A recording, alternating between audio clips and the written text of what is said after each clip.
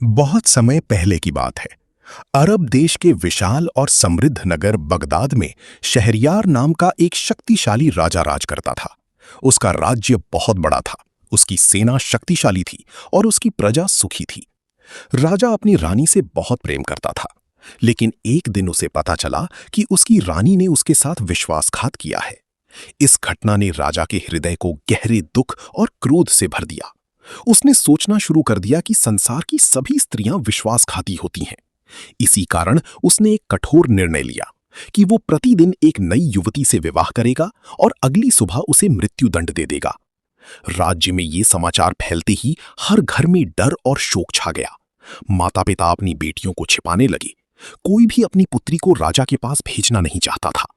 राजा का वजीर बहुत दुखी रहता था, क्योंकि उसी को प्रतिदिन किसी न किसी युवती को महल में लाना पड़ता था।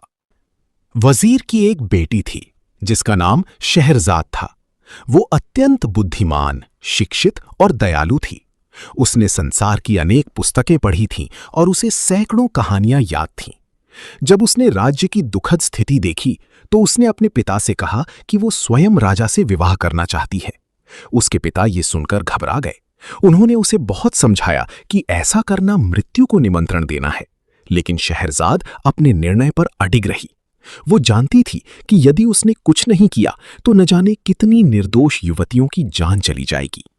राजा से विवाह के बाद शहरजाद ने अपनी छोटी बहन दुनियाजाद को महल में बुलाने की अनुमति मांगी। राजा ने अनुमति दे दी। रात होने पर दुनियाजाद ने अपनी बहन से कोई सुंदर कहानी सुनाने का अनुरोध किया। तब शहरजाद ने एक रोचक कहानी शुरू की। कहानी इतनी अद्भुत थी कि स्वयं राजा भी उसे ध्यान से सुनने लगा। जैसे जैसे रात बीतती गई, कहानी और रोमांचक होती गई। लेकिन जब सुबह होने लगी और कहानी सबसे महत्वपूर्ण मोड़ पर पहुंची, तब शहरजाद चुप हो गई। राजा ने पूछा, आगे क्या हुआ? शहरजाद ने उत्तर दिया, यदि महाराज अनुमति दें तो अगली रात मैं आगे की कहानी सुनाऊंगी। राजा कहानी का अंत जानना चाहता था, इसलिए उसने उस दिन शहरजाद को जीवित रहने दिया। अगली रात शहरजाद ने पहली कहानी पूरी की और तुरंत दूसरी कहानी शुरू कर दी। हर रात वो नई कहानी सुनाती और सुबह होने से पहले उसे अधूरा छोड़ देती। धीरे धीरे राजा का हृदय बदलने लगा। वो अब कहानियों का इंतजार करने लगा। एक रात शहरजाद ने सिंदबाद जहाजी की कहानी सुनाई। सिंदबाद एक गरीब युवक था जो धन कमाने के लिए समुद्री यात्राओं पर निकलता है। अपनी पहली यात्रा में वो एक ऐसे द्वीप पर पहुंचता है जो वास्तव में एक विशाल व्हेल मछली होती है। जब लोग उस पर आग जलाते हैं तो वो समुद्र में डूबने लगती है। सिंदबाद किसी प्रकार अपनी जान बचाता है। दूसरी यात्रा में वो एक विशाल पक्षी रुक के द्वीप पर पहुंचता है। उस पक्षी के अंडे पहाड़ जितने बड़े होते हैं। सिंदबाद अपनी बुद्धि से स्वयं को उस पक्षी के पैरों से बांध देता है और एक नए प्रदेश में पहुंच जाता है।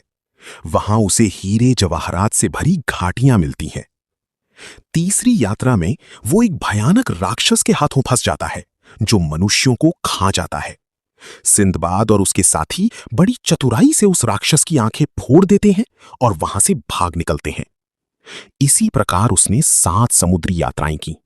हर यात्रा में उसने नई कठिनाइयों का सामना किया, लेकिन साहस और बुद्धिमानी से वो हर संकट से बाहर निकल आया। एक अन्य रात शहरजाद ने अलादीन की कहानी सुनाई। अलादीन एक गरीब युवक था जो अपनी मां के साथ रहता था। एक दिन एक जादूगर उसे धोखे से एक गुफा में भेजता है जहां एक जादुई चिराग रखा होता है। अलादीन उस चिराग को अपने पास रख लेता है। जब वो गलती से चिराग को रगड़ता है तो उसमें से एक शक्तिशाली जिन्न प्रकट होता है। जिन्न कहता है, मैं इस चिराग का सेवक हूं, जो आदेश दोगे मैं पूरा करूंगा। अलादीन धीरे धीरे धनी बन जाता है। वो एक सुंदर महल बनवाता है और राजकुमारी से विवाह करता है। लेकिन जादूगर वापस आकर चिराग चुरा लेता है। अलादीन अपनी बुद्धिमानी और साहस से जादूगर को हराकर चिराग वापस प्राप्त कर लेता है। इसके बाद शहरजाद ने अली बाबा और 40 चोरों की कहानी सुनाई। अली बाबा एक गरीब लकड़हारा था। एक दिन उसने जंगल में 40 चोरों को देखा। चोर एक गुफा के सामने जाकर बोले, खुल जा सिमसिम। तुरंत गुफा का दरवाजा खुल गया। चोरों के जाने के बाद अली बाबा ने भी वही शब्द कहे और गुफा में प्रवेश किया। वहां सोना, चांदी और बहुमूल्य खजाना भरा हुआ था।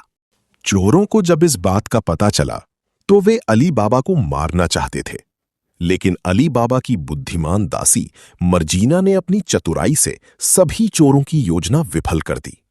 अंत में अली बाबा सुरक्षित रहा और सुखी जीवन बिताने लगा। दिन बीतते गए, एक रात से दूसरी रात, दूसरी से तीसरी रात, और इस प्रकार सैकड़ों रातें बीत गईं। शहरजाद हर बार नई कहानियां सुनाती रहीं, कभी जादुई जिन्नों की, कभी बहादुर राजकुमारों की, कभी व्यापारियों की और कभी रहस्यमय नगरों की। धीरे धीरे राजा शहरयार का हृदय बदलने लगा। उसे एहसास हुआ कि संसार में अच्छाई भी होती है। उसने अपने पुराने क्रोध और घृणा को त्याग दिया। अब वो न्यायप्रिय और दयालु राजा बन चुका था। 1001 रातें बीत जाने के बाद शहरजाद ने कहा, महाराज, मेरी कहानियां समाप्त हो चुकी हैं। राजा की आंखों में आंसू आ गए। उसने कहा, तुमने मुझे नया जीवन दिया है। तुमने मेरे हृदय से घृणा को समाप्त कर दिया। मैं तुम्हें कभी नहीं खोना चाहता। राजा ने शहरजाद को अपनी स्थायी रानी घोषित कर दिया और राज्य में उत्सव मनाया गया। प्रजा बहुत प्रसन्न हुई क्योंकि अब राज्य में भय समाप्त हो चुका था।